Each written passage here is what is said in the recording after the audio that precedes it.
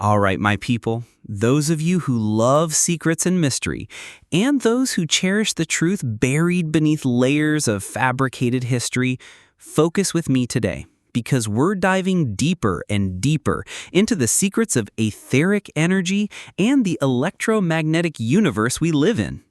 Get your popcorn ready, because what's coming next isn't just going to blow your mind.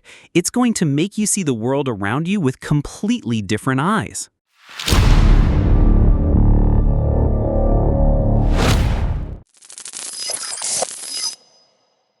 Folks, have you ever thought that our planet Earth isn't just sitting still like we see it? No way, buddy. This Earth is pulsing every single day with incredibly powerful rhythms of electrical and magnetic force. And so are we. The Earth produces a tremendous magnetic field that protects us from solar winds, which are deadly blasts of charged particles coming from the sun. Imagine Mars. It has no magnetic field, which is why its surface can't support life. But my friend, this magnetic field takes a beating doing its job. When it gets hit by a strong gust from the sun, it weakens, like a warrior whose shield deflects a mighty blow and recoils. Those northern lights you see, they're the result of a super strong solar storm that makes air particles glow from the sheer force of the solar wind's impact. And what's even stranger is that this magnetic field gets stronger every dawn. As our world rotates and enters the sunlight, the magnetic field recoils and its lines contract, becoming more powerful. This means the strength of the magnetic field flowing through the Earth, our homes, our bodies, and our minds increases every morning. The opposite happens at night. The field weakens. Now, there are certain places, because of the nature of the land having a lot of minerals or water, that make this effect much stronger, and it can increase by hundreds of %. These are what they call conductivity discontinuities. These places are literally places where things happen. The magnetic field and telluric currents there are much higher than anywhere else. The trick used by ancient mound and pyramid builders, especially in the lightning-rich Americas, was to build the mound in an electrically active spot, like these conductivity discontinuities.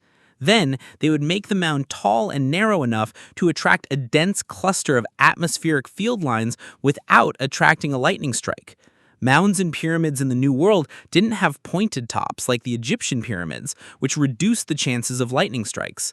But many large earthen mounds of Native Americans had wooden temples on top, and these would get hit by lightning and burn down every few years. There are also other ways ancient architects used to concentrate and harness natural electromagnetic energies.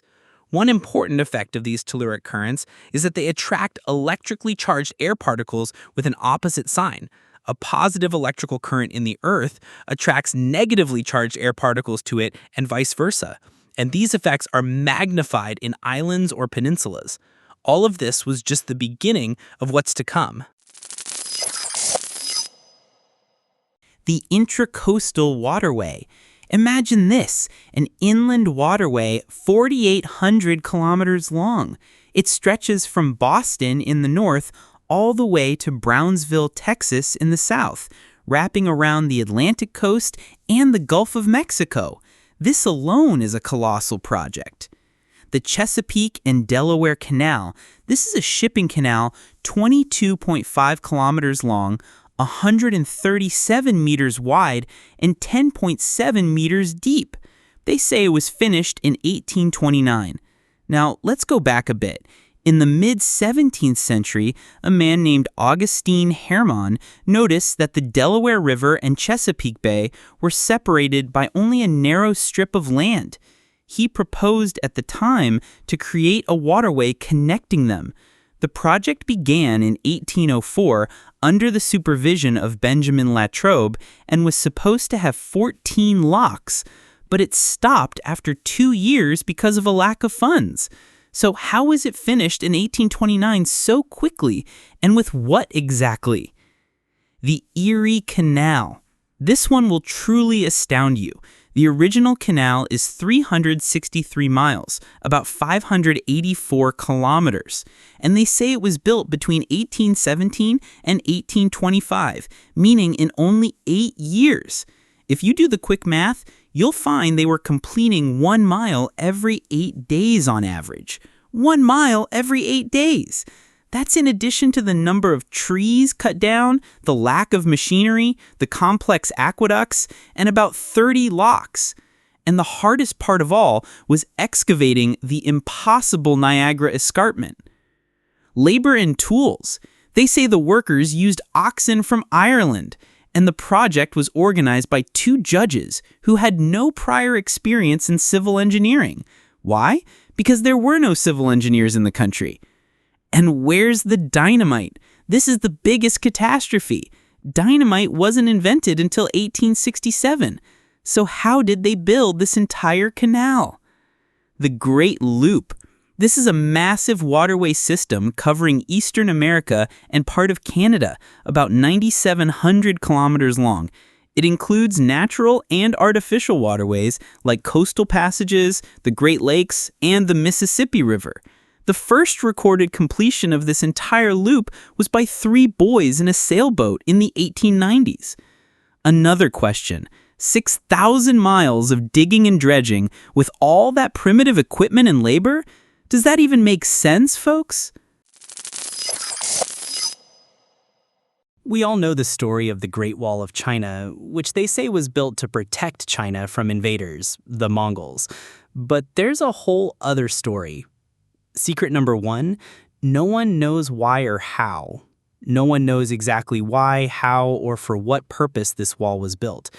Secret number 2, the defense argument is exposed. This wall is easy to climb and breach. So the defense argument doesn't hold water. It could have been built much stronger if defense was truly its goal. Secret number 3, Marco Polo mentioned nothing. Marco Polo, the famous traveler who wrote a detailed account of Asia in the 13th and 14th centuries, didn't mention this wall at all in his writings. Could he have missed something of this magnitude? Secret number 4, the wall appeared suddenly. This wall didn't appear on any maps before the late 17th century. This means most of its construction happened in the 18th century. Secret number 5, openings in the wrong direction. All the openings in the wall were on the northern side towards ancient Tartary, not on the southern side towards China. The shocking conclusion. They say this wall should actually be called the Great Wall of Tartary, and that it was built to keep the Chinese out of Tartarland, meaning it was a prison for the Chinese, not protection for them. Official story versus hidden truth. The official story says that construction of the wall began during the Qin dynasty before Christ, continued through the Han dynasty, stopped for 1,000 years, and then resumed with the threat of Genghis Khan, who are the Tartars. And they say the Mongols were able to pass through gaps in the wall, and the Manchus, also Tartars, passed through gates opened by a traitor. Research history? A recent archaeological survey using advanced methods stated that the wall built by the Ming Dynasty is 8,850 kilometers long, including 6,259 kilometers of actual walls, 359 kilometers of trenches, and 2,232 kilometers of natural barriers, like hills and rivers. Ancient documents revealed the secret. The book History of the Conquest of China by the Tartars by Juan de Palafox y Mendoza from 1659, located in the Jefferson Library, talks about the Tartars. It says they didn't have an organized religion but believed in one creator. They preferred living in tents during wars instead of cities. Horsemen and the sea. The Tartars were all excellent horsemen, but they were afraid of the sea. But those who decided to learn navigation learned it with astonishing speed and were naturally talented at it. Is this a hint that they might have become masters of the sea later? Walls of Beijing. More evidence. Beijing's inner walls were genuinely defensible, and they tried to keep the Tartars out of the city. The brown part above the city was called Tartar City because the Manchus, who are Tartars, were the ones living there. This wall stood for 530 years until it was removed in 1965 to build the ring road and metro. A.F. Fomenko and the theory of history, a science of fiction. Historian Fomenko says that the Great Wall of China might have been built as a border between 2 states, China and Russia, which was then Mongol Tartary, not for defense. It was for defining political borders, especially after border conflicts, and he says this wall didn't exist before the 17th century, and that China and Russia were once an empire, and there was no need for a wall. This necessity appeared after a period of turmoil in Russia and the Romanovs' control, which changed the political course and put it under Western influence, leading to the disintegration of the empire and the emergence of border disputes in the 17th century. Manchus equals Mongols equals Russians. He says the name Manchuria refers to their origin, which is Mongol, meaning great, and that these Chinese rulers consider themselves successors to a great empire that extended across the world. If they were part of the Russian Golden Horde, then their words are logical.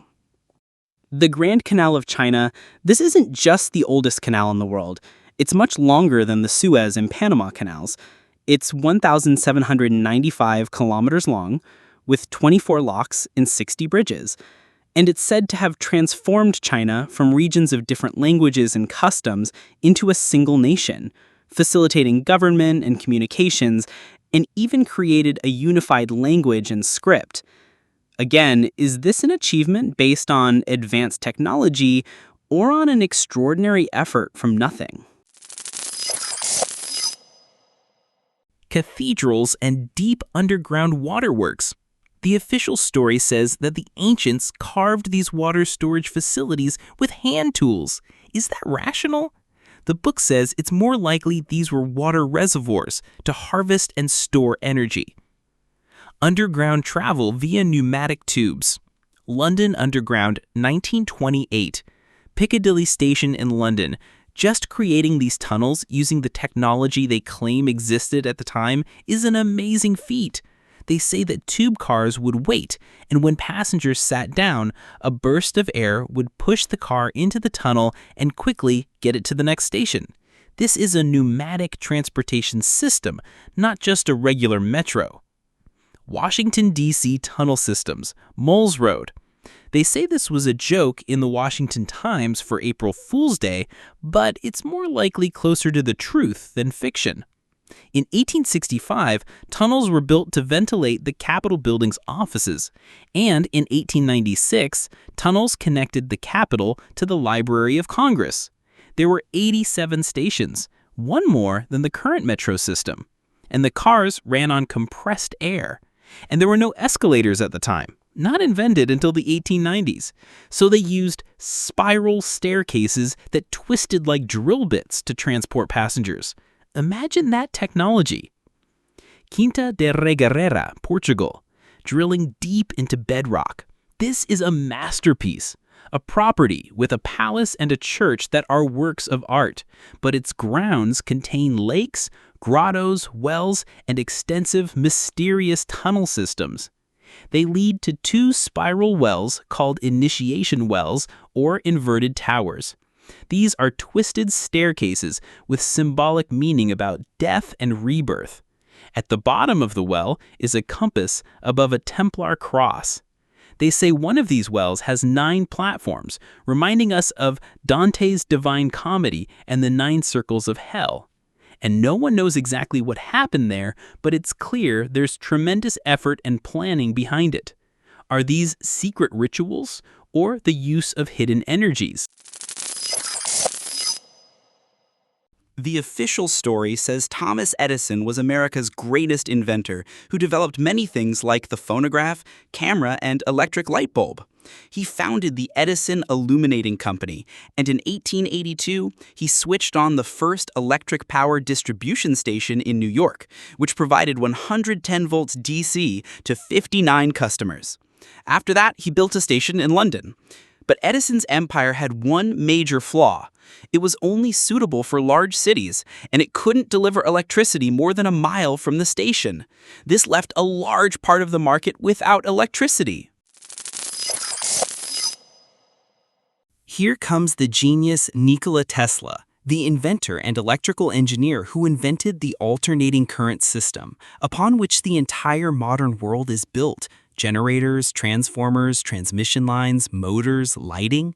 Tesla has 325 global patents, and there are fundamental theories and ideas for the 20th century attributed to him. But more importantly, Tesla was obsessed with wireless energy transmission. In 1890, he discovered that he could light an evacuated bulb from a distance, and in 1900, he wrote, "Wireless communication with any point in the world is practically possible. My experiments have shown that the air at normal pressure becomes distinctly conductive, and this has opened up wonderful prospects for transmitting large amounts of electrical energy for industrial purposes over great distances without wires. It will provide energy for human uses at any point in the world." Tesla had a project called Wardenclyffe in New Jersey, a tower 56 meters tall, with a shaft 36 meters deep and iron pipes driven 91 meters underground. Why? To extract the Earth's own energy. Tesla said to gain perfect control of the Earth so that this whole planet may be made to tremble. This tower was going to transmit radio waves through the Earth, and it was also going to provide free and unlimited electricity to the world. Now here's the question that will drive you crazy. Why didn't this happen? They say the controllers of the world see no benefit in free energy. How can you control people if you cannot control their energy supply? This indicates that this energy might be everywhere. Tesla's design wasn't just harvesting energy from the sky, it was harvesting Earth energy that transmits ultra-low frequencies. They say energy travels underground, and this is a big secret the controlling powers don't want us to know. This is the telluric transmission system that uses natural currents within the Earth to amplify electricity and transmit it underground easily. Photos taken after the California fires in 2019 showed that the trees were damaged from below the surface all the way to the roots, not from above. This means that these ultra-low frequencies were used, and this is ancient knowledge and expertise of the Tartars. And the biggest surprise? They say that in 2018, another Tesla tower was built without fanfare, and it could generate most of America's entire energy. Is a dark winter coming where there will be nothing but this subterranean energy? Wireless technology and weather modification in the 19th century? They say that in 1901, Guglielmo Marconi began transmitting wireless signals across the Atlantic Ocean. He built powerful stations in England and America. Many scientists thought that signals couldn't travel that entire distance over the Earth's curvature and that they would get lost in space. But Marconi was able to hear a signal in 1901. And by 1915, wireless cell towers were installed all over America. And what's even more astonishing? They say that these lightning rods aren't meant to repel lightning. They're designed to attract energy, not to dissipate it. And are the 5G towers that are so widespread now also energy collectors? Imagine a world where free energy is available to everyone. As Tesla said, if you want to find the secrets of the universe, think in terms of energy, frequency, and vibration. And this was the world of the Tartarians, because they harnessed these secrets of the universe. Electricity from movement. A magnetic field pulls and pushes electrons in nearby objects to move. And metals like copper, their electrons move easily. If you move a magnet quickly over a coil of copper wires, the electrons will move and generate electricity. They say that these coils are still present in power supply locations in India, and that distorted history and religions labeled these factories as temples. Prambanan Temple in Indonesia had 240 power stations, and Citadel La Ferrière in Haiti, Taj Mahal, Hagia Sophia, the Pantheon, the Crystal Palace, these were all stations for producing and distributing atmospheric energy. and thousands of cathedrals, temples, and palaces around the world. Even today's skyscrapers like Petronas Towers, Taipei 101, and Burj Khalifa are modern energy harvesters. They use towers on hilltops, building rooftops, or radio and television broadcast towers. The difference now is that this energy is no longer free or clean, and it has become very expensive. The Empire State Building and Manhattan Bridge were built by the Tartarians long before 1900. Like the Eiffel Tower, they say the Romans, who occupied many countries, didn't build anything, they just destroyed. All buildings built until the 1950s belonged to the Tartarian civilization. And the poor, ugly buildings we see now started being built after the 1960s. They say the photos claiming to show the construction of the Empire State Building are fake, and that they are nothing more than photo montages where high-quality glass negatives were combined with images of wooden planks and fake workers in the foreground. And the Empire State Building's true purpose? When Tartarian plans for the Empire State Building began, the goal was to capture enough energy to illuminate Lake Ontario, Vermont, Buffalo, Albany, Pennsylvania, Massachusetts, and Connecticut. And this goal is recorded on the aluminum plaque in the lobby of the building built by Tartaria. And the buildings built by Tartaria around the world are still drawing atmospheric energy for the invaders to this day. And apex towers everywhere in the world provided etheric connection for free Wi-Fi energy access, and perhaps they still do to this day. And there were wireless columns and lamps for free energy.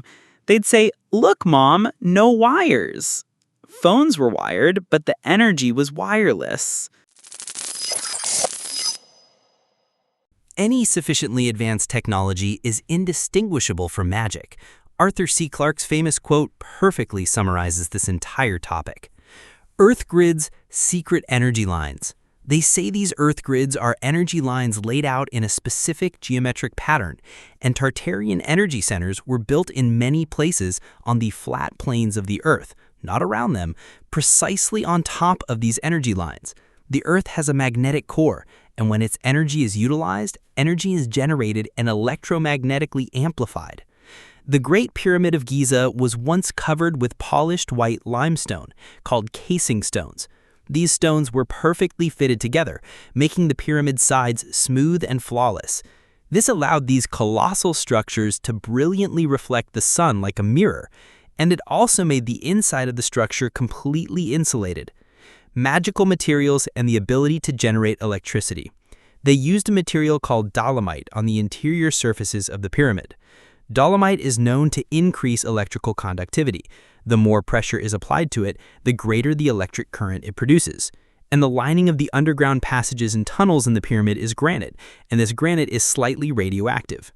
Granite contains large quantities of quartz crystals with metal, and this is a known conductor for piezoelectricity. Piezoelectricity occurs as a result of stress or pressure on quartz, as we see in quartz wristwatches, which can be charged simply by shaking them. This granite ionizes the air inside the pyramid, which creates a chemical reaction that increases electrical conductivity. And when these electrons get a chance to pass through parts of the rocks via a metal wire, very large currents can flow. Any electrical engineer will tell you that any vessel acting as an energy capacitor or battery must be made entirely of the same material, so that there is no interruption in the magnetic field. Transporting granite, a mystery bigger than you can imagine. They say the granite used in this pyramid was brought by boats from a quarry in Aswan, 800 kilometers away. Wikipedia states that 8,000 tons of granite were used in the Great Pyramid.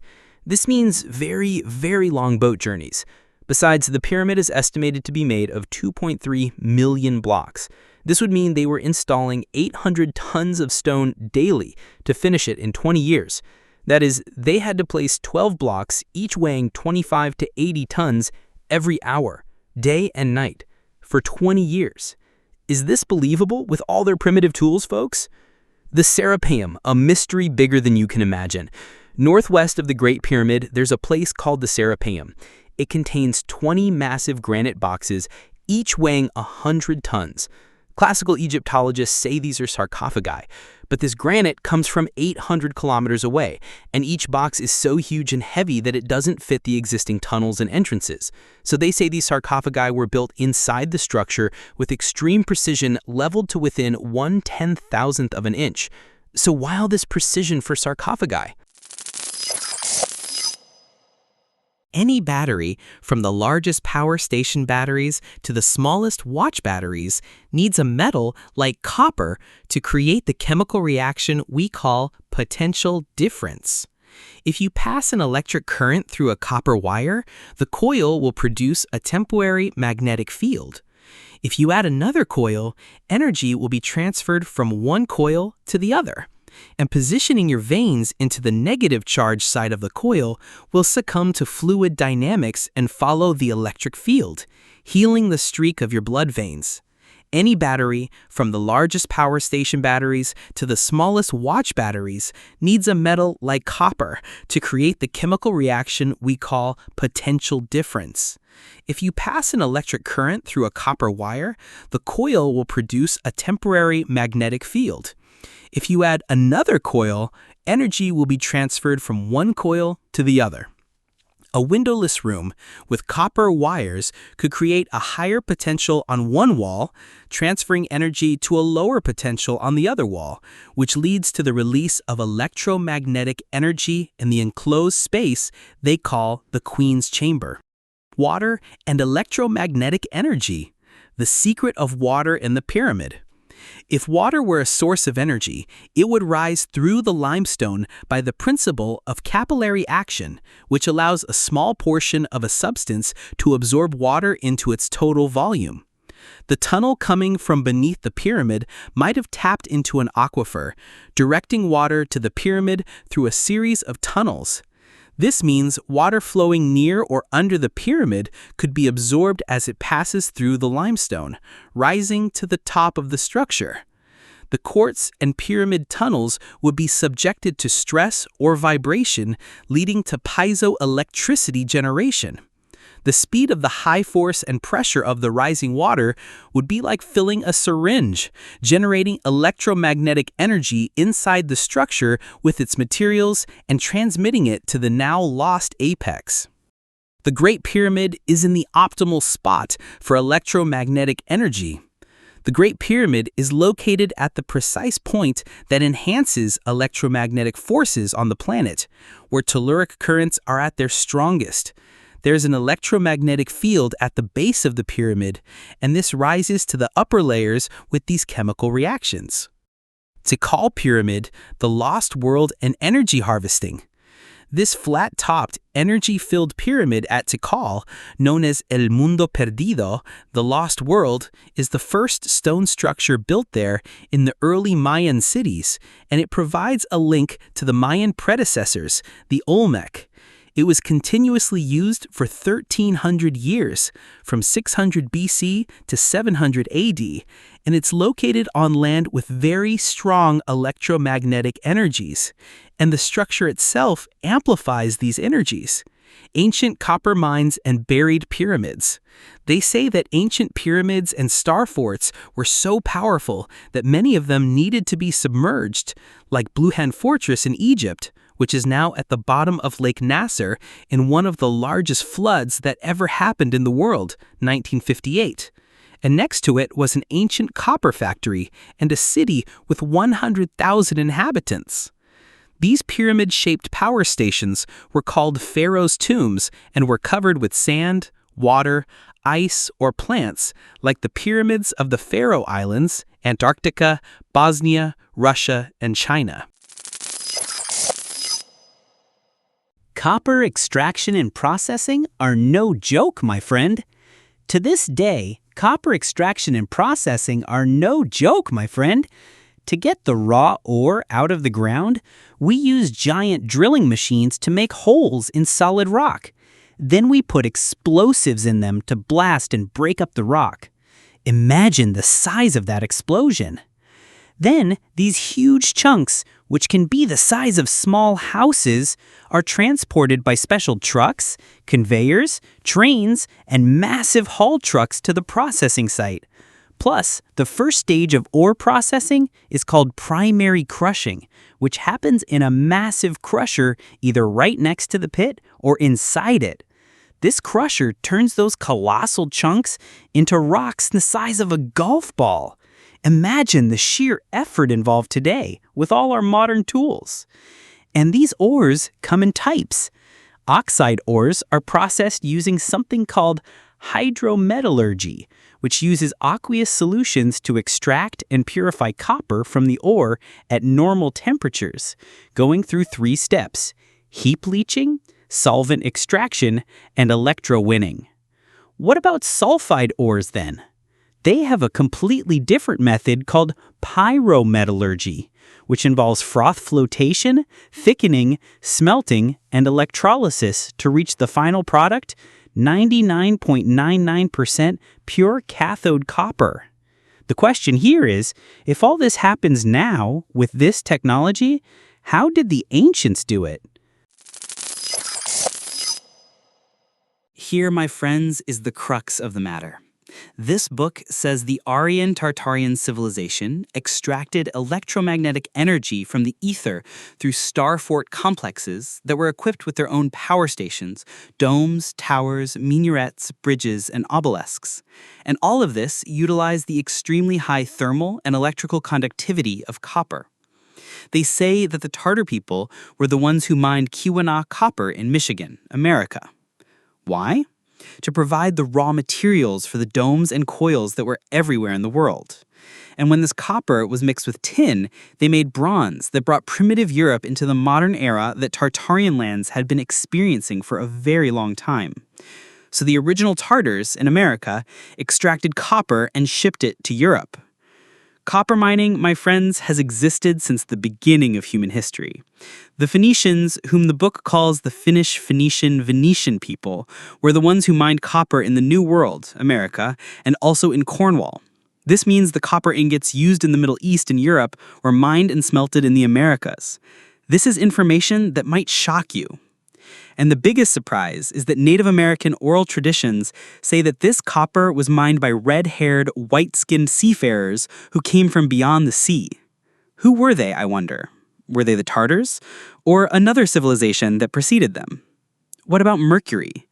The mines in Spain, Almaden, Peru, Huancavelica, and California, New Almaden, were the ones that provided mercury. Wikipedia itself says that the oldest documented evidence of metalworking in the Americas was copper processing in Wisconsin, near Lake Michigan. They would hammer this copper until it became brittle, and then heat it to shape it. Ancient civilizations knew 7 metals: iron, tin, lead, copper, mercury, silver, and gold. And they say that these iron factories were the backbone of global industry until they disappeared in the Great Catastrophe. What great catastrophe? And what disappeared? Is this a hint at the mud flood that we talked about in a previous episode? And what's even more astonishing, they say that everything already existed, and in a more advanced way. From 7,000 years ago until the 1990s, people were extracting copper in Copper Harbor, Michigan, to provide raw materials for domes and coils all over the world. There were very extensive copper mines in California as well, including a massive mine now buried under Lake Shasta. And even today, there's a city called Copper City in Glenn County, California. Kennett Copper Mine was an important copper mining town in Northern California until Lake Shasta completely submerged it when the Shasta Dam was built. Kennett sank under about 120 meters of water. It was the largest and most important mining town in the area outside of Redding and Shasta. The copper deposits they were actively mining and smelting from 1895 were located in several counties in Shasta, California. And the most important of these mines were Iron Mountain, Bully Hill, Mammoth, and Bacalala. Production in 1917 alone was 27.7 million pounds. Incredible numbers. In Copperopolis, California, from 1860 until the end of World War II, this town was directly linked to the extraction and production of copper ore. In the early years, they would transport this ore in burlap and linen bags to Stockton by donkeys. From there, they would ship it by riverboats to San Francisco. then reload it onto sailing ships that would sail around Cape Horn to reach Atlantic ports and Swansea and Wales to be smelted and refined there. Imagine that entire long distance. After the red turnpikes were completed, truck drivers started transporting this ore, and they even transported over 1.5 million pounds in just 6 days in 1865. And by the early 20th century, this ore was being transported by Mountain Traction Company locomotives via a separate spur line to the railhead in Milton to be reloaded for Stockton. By 1861, there were over 28 commercial establishments in this town, and that number reached over 90 advertised businesses in the Copperopolis Courier newspaper between 1865 and 1867. But in 1867, the town center was destroyed in a fire, and with the end of the Civil War and the need for copper for cannon shells, the town was never fully rebuilt. Was this just an ordinary fire, or are there secrets behind the destruction of this particular town? Folks, all this evidence points to one thing. The history we've learned might not be complete, or perhaps it was deliberately distorted. Are we living in a world where free energy was available to everyone and it was hidden to control us? Are the buildings we see every day just ordinary buildings, or are they energy machines that have been disabled or had their original function altered? Think with me, folks. Every detail, every stone, every design might hold a secret bigger than we know. What do you think about everything we've discussed? Was there anything that shocked you more than others? And what else might these controlling powers be hiding from us? Don't forget to like and share this video to reach the largest number of people searching for the truth. And leave all your comments and questions below, because we always love to hear your opinions. And if you haven't subscribed to the channel yet, quickly subscribe and hit the bell icon so you don't miss any upcoming episodes. See you in a new video and a new episode of our journey to uncover secrets. Peace out.